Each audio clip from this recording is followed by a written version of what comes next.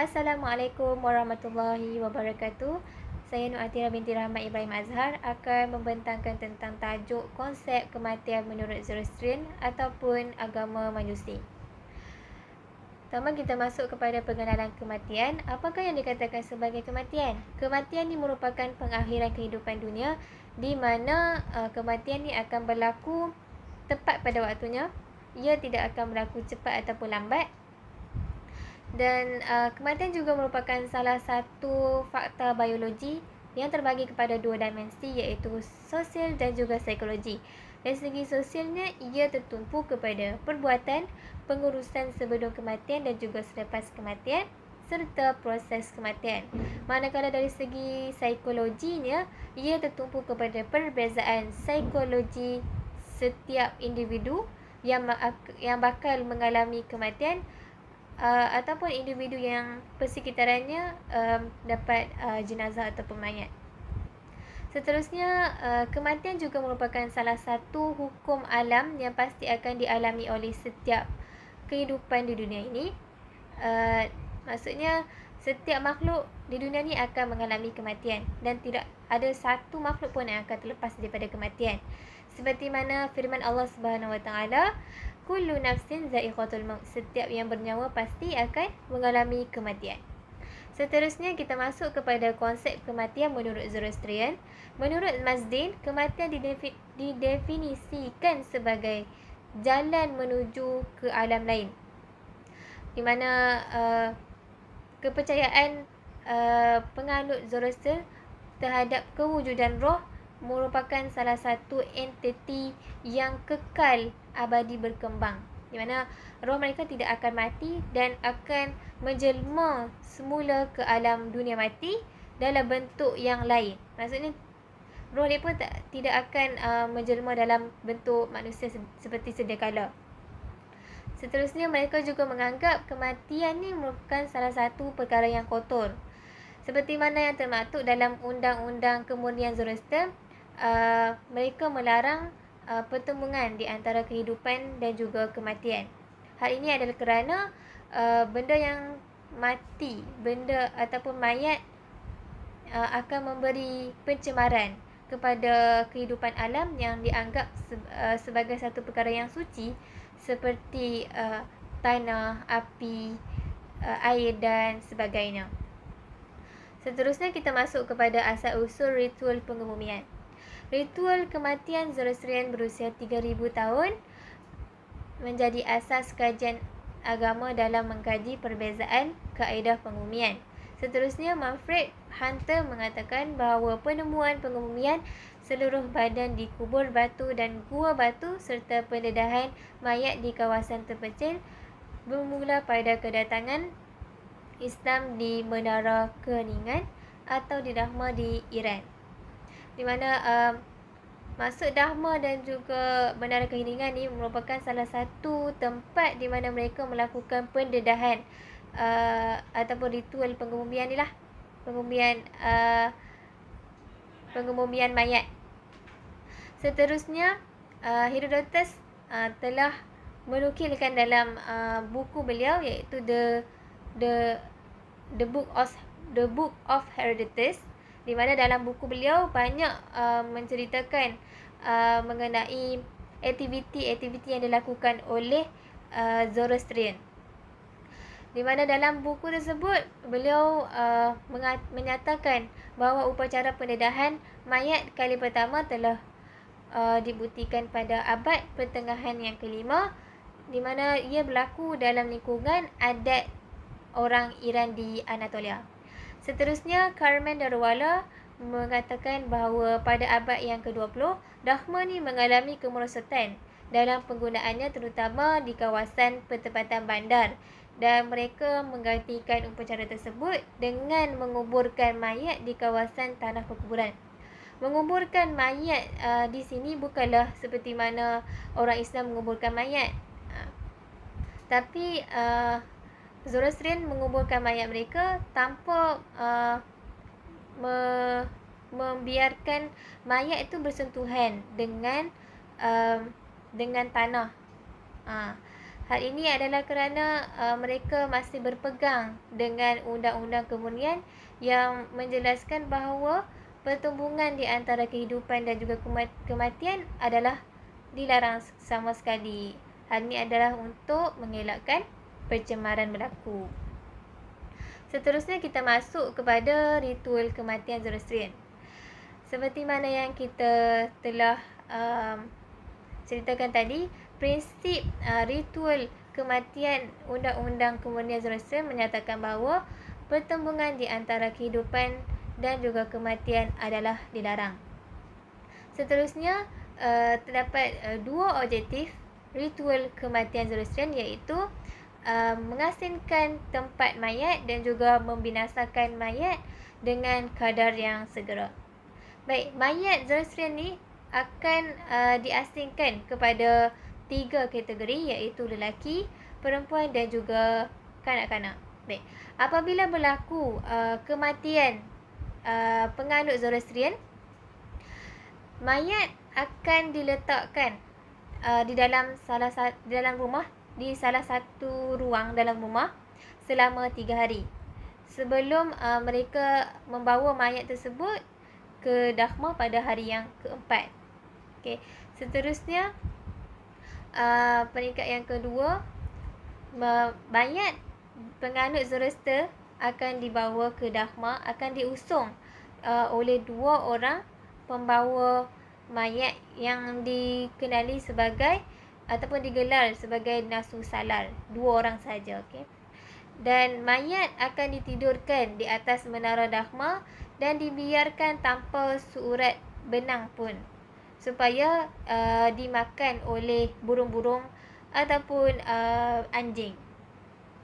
Seterusnya, pada peringkat yang ketiga, segala sisa baki yang tinggal seperti tulang mayat akan dikumpul dan dilemparkan ke dalam sumur. Seterusnya kita masuk kepada amalan berkabung. Baik, apa itu dikatakan sebagai amalan berkabung? Amalan berkabung ni adalah salah satu perkara yang melambangkan kesedihan mengatasi kematian, sesuatu kematian tu, di mana setiap agama ni mempunyai amalan berkabung yang berbeza. Okey, dalam agama Zoroastrianism, mereka melarang amalan berkabung. Hal ini adalah kerana ketangisan dan juga meratapi mayat akan menguatkan lagi kekuatan kejahatan, iaitu iblis lah. Seterusnya, upacara amalan berkabung yang berlebihan dan juga mengagungkan juga dilarang. Seterusnya, dalam teks klasik banyak menceritakan tentang upacara berkabung di kalangan kerabat diraja dan juga golongan bangsawan. Menurut Sextus Empiricus, kebiasaan orang Parsi ketika meninggal seorang raja, mereka akan mempunyai satu tempoh di mana dalam tempoh tersebut mereka akan melakukan pelanggaran hukum selama 5 hari. 5 hari selepas kematian raja. Ada juga mereka akan mencederakan diri mereka dan meratap untuk mengenang kesakitan yang dialami oleh pahlawan. Seterusnya kita masuk kepada konsep eskatologi, di mana eskatologi ni adalah perkara yang berkaitan dengan alam metafizik, di mana alam metafizik ini membawa maksud sebagai pencarian kehidupan setelah mati, iaitu syurga dan neraka. Menurut Zoroastrian, mereka mempercayai bahawa kesinambungan roh dan juga kemampuan dalam menyesuaikan diri kematian melalui janji akhirat rohani. Setiap roh Zoroastrian yang mati akan mendampingi jasad asal mereka selama 3 hari. Seterusnya, pada hari yang keempat, roh tersebut akan melalui fasa penghakiman ataupun fasa pengadilan di Jambatan Shivat yang sentiasa diawasi oleh Dewa Rashu, di mana menurut teks Pahlavi, jabatan bagi orang-orang yang baik ataupun orang yang benar akan menjadi semakin luas dan mudah untuk dilalui. Manakala jabatan bagi orang yang jahat ataupun orang yang selalu membuat keburukan akan menjadi semakin sempit, hatta dikatakan ia lebih tajam daripada pedang. Seterusnya, mereka juga berpegang kepada konsep katik, yang mana konsep tersebut menyatakan bahawa kejayaan dalam mengecapi kehidupan bahagia di rumah Ahura Mazda, iaitu syurga, adalah berdasarkan kebaikan yang dilakukan. Manakala segala keburukan ataupun kejahatan akan menghadapi kesiksaan sehinggalah hari kiamat di neraka. Seterusnya kita masuk kepada perbezaan konsep kematian Zoroastrian dan Islam. Baik, menurut Zoroastrian, mereka menganggap bahawa roh mereka yang mati sebagai salah satu entiti yang kekal abadi berkembang, di mana roh tersebut tidak akan mati dan akan kembali menjelma semula ke alam dunia mati dalam bentuk yang berbeza. Manakala Islam pula, menurut agama Islam, kematian adalah salah satu penghijrahan roh dari jasad, iaitu daripada alam dunia ke alam yang abadi, di mana roh mereka akan dihidupkan semula dalam bentuk asal sebagai seorang manusia di alam barzah. Seterusnya kita masuk kepada perbezaan ritual kematian, mana umat Islam akan dikuburkan di tanah perkuburan, manakala Zoroastrian pula mereka tidak akan dikuburkan dan juga dibakar, akan tetapi mayat mereka akan didedahkan di Dakhma. Seterusnya, umat Islam mengafankan mayat mereka, iaitu adalah dengan tujuan adalah untuk menutupi aurat jenazah tersebut dan juga menutupi aib jenazah tersebut daripada timbul fitnah. Manakala mayat Zoroastrian pula akan didedahkan, maksudnya tidak dikafankan ataupun ditutup dengan sebarang kain, didedahkan tanpa seurat benang. Okay. Seterusnya, umat Islam menyegerakan proses penguburan jenazah umat Islam, manakala Zoroastrian pula tidak menyegerakan proses pendedahan. Hal ini terbukti apabila berlakunya kematian Zoroastrian, mereka akan menyimpan jenazah tersebut selama 3 hari di dalam rumah mereka sebelum mereka melakukan proses pendedahan di Dakhma. Seterusnya, mayat umat Islam boleh dibawa oleh ramai orang, manakala Zoroastrian pula mayat hanya boleh dibawa oleh 2 orang pembawa jenazah sahaja ke Dakhma. Manakala Islam tidak mengasingkan penempatan mayat, manakala Zoroastrian pula mengasingkan penempatan mayat mengikut kategori, iaitu dalam kategori lelaki, perempuan dan juga kanak-kanak. Seterusnya kita masuk kepada hikmah kematian. Baik. Kematian, setiap manusia pasti akan mengalami kematian, di mana kematian ini merupakan salah satu simbolik nasihat dan juga petunjuk kepada manusia supaya lebih dekat dengan Tuhan. Dan nasihat yang paling baik adalah dengan meyakini bahawa kematian ni adalah perkara yang pasti dialami oleh setiap manusia, kerana ia akan mendorongkan seseorang manusia itu untuk melakukan kebaikan yang memberi manfaat kepada dirinya di alam seterusnya. Seterusnya, kematian juga menimbulkan kesedaran bahawa kehidupan itu hanyalah sementara, dan manusia juga dibekalkan dengan kemampuan untuk membuat pilihan sama ada untuk mendapat ganjaran pahala dengan membuat kebaikan ataupun mendapat dosa dengan melakukan kejahatan. Jadi segala-galanya hanyalah terletak pada diri seseorang individu tersebut untuk menentukan bagaimana nasib mereka di alam yang seterusnya. Seterusnya kita masuk kepada artikel review. Judul artikel adalah Zoroastrian Funeral Practice Translation in Conduct. Baik, kita masuk kepada bibliografi artikel.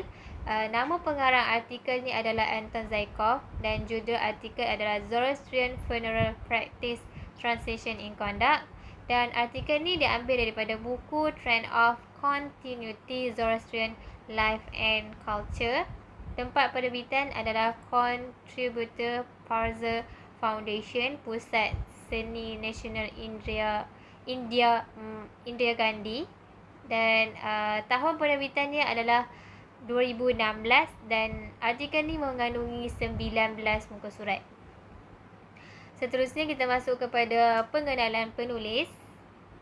Baik, Anton Zaikov merupakan kelahiran Moskow, Rusia dan beliau berjaya menghasilkan lebih daripada 10 artikel berkaitan dengan Indo-Iran, agama Zoroastrianism dan juga antropologi linguistik. Selain itu, latar belakang pendidikan dan juga kelayakan penulis pula. Beliau mendapat pendidikan dalam pengajian India di Sekolah Asrama Hindi Moskow dan beliau juga memperoleh ijazah sarjana muda dalam pengajian Oriental Hubungan Antarabangsa di Universiti Negeri Moskow. Dan pemikiran penulis adalah cenderung kepada hierarki sosial dalam masyarakat Aryan, kasta dalam agama bukan Hindu, serta sejarah kemurnian dan pencemaran dalam agama Zoroastrianism dan juga agama Yahudi. Seterusnya kita masuk kepada ringkasan artikel. Dalam artikel ni penulis menjelaskan mengenai upacara pendedahan mayat Zoroastrian dan juga asal-usul Nasu Salar yang memainkan peranan sebagai pembawa dalam upacara pengumumian tersebut. Dan dalam artikel ni terdiri daripada dua subtopik utama. Yang pertama adalah berkaitan dengan pengekalan Nasu dan Nasu Salar di Devdat dan Parsi riwayat. Dan subtopik yang kedua adalah berkaitan dengan Nasu Salar iaitu pembawa mayat dalam upacara pengumumian menurut catatan orang Eropah yang berhijrah di India pada abad yang ke-16 hinggalah ke awal abad ke-19. Dalam artikel ni banyak memfokuskan mengenai Nasu Salar ataupun peranan Nasu Salar sebagai pembawa jenazah dalam upacara pelebusan. Hal ini adalah kerana peranan Nasu Salar ni adalah penting kerana ia akan memberi kesan kepada berakhirnya upacara pelupusan ataupun pendedahan mayat dalam agama Zoroastrianism. Seterusnya kita masuk kepada isu yang dibawa oleh penulis. Yang pertama adalah berkenaan dengan pengekalan Nasu dan juga Nasu Salar di Devdat dan juga Parsi. Seterusnya asal-usul dan pekerjaan Nasu Salar itu sendiri yang membawa mayat dan memainkan peranan besar dalam memastikan kelangsungan upacara pengorbanan mayat Zoroastrianism di Devdat dan juga Iran. Seterusnya isu pembawa mayat dalam upacara pengumian Zoroastrian menurut pelancong Eropah di India pada akhir 16 ke 19. Seterusnya kita masuk kepada penilaian daripada segi kekuatan, kelemahan dan juga sumbangan. Daripada segi kekuatannya, penulis kita dapat lihat penulis menyediakan maklumat yang berkaitan dengan kematian, upacara pengumian yang dilakukan oleh Zoroastrian serta faktor dan juga peranan Nasu Salar terhadap pengumian Zoroastrian ini secara terperinci. Okay. Seterusnya daripada segi kelemahan pula, maklumat yang dikemukakan oleh penulis berada dalam keadaan yang tidak teratur, tidak berada dalam susunan yang teratur. Malah penulis mencampur adukkan isu-isu sesetengah isu dalam satu huraian yang sangat panjang, hingga boleh mengelirukan pembaca ataupun penyelidik yang menggunakan artikel ini. Seterusnya daripada segi sumbangan, penulis mendedahkan maklumat yang berkaitan dengan amalan ataupun ritual kematian Zoroastrianism ni, yang membolehkan para pembaca mengetahui sesuatu maklumat yang baru dan boleh membuat perbandingan di antara pegangan agama ataupun pegangan amalan yang diamalkan oleh agama mereka dan juga agama Zoroastrianism sendiri, sama ada mereka nak menolak ataupun menerima amalan tersebut. Seterusnya, kritikan pengkaji terhadap artikel. Menurut penulis, mayat Zoroastrian dianggap sebagai satu perkara yang kotor. Hal ini adalah kerana mayat ni akan memberi pencemaran kepada kehidupan alam yang dianggap sebagai satu perkara yang suci. Hal ini adalah bertentangan dengan agama pengkaji, ya, iaitu agama Islam, di mana agama Islam ni menganggap bahawa kematian sebagai satu perkara yang mulia, dan juga kematian juga melambangkan salah satu nasihat untuk seseorang individu itu untuk melakukan kebaikan dan juga perkara yang bermanfaat untuk sebagai bekalan untuk menghadapi kehidupan yang seterusnya. Seterusnya, upacara ritual pendedahan mayat di dahma dalam keadaan tidak berpakaian.